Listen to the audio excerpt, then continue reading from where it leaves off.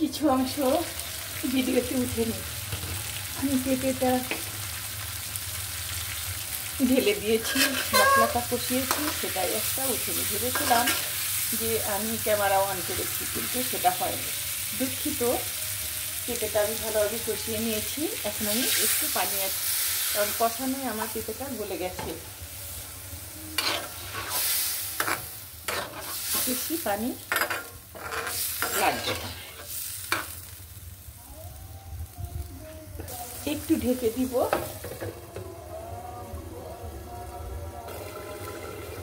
তরকারিটা আমার হয়ে গেছে।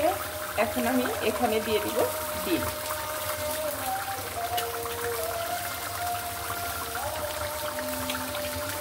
মাঝখানে একটু কেটে দিয়েছি।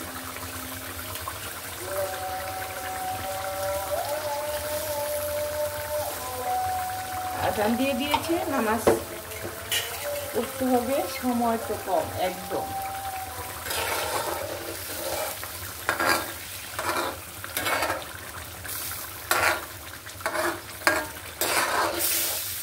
একটু ঢেকে দিব আমি।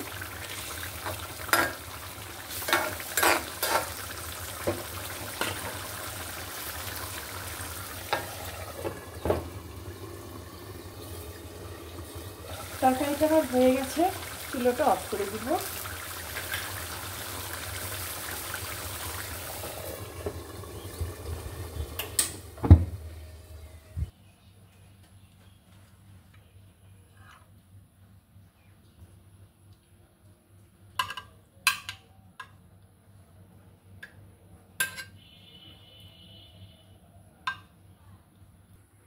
রান্নাটা কেমন হয়েছে কমেন্ট, লাইক দুটোই করবেন।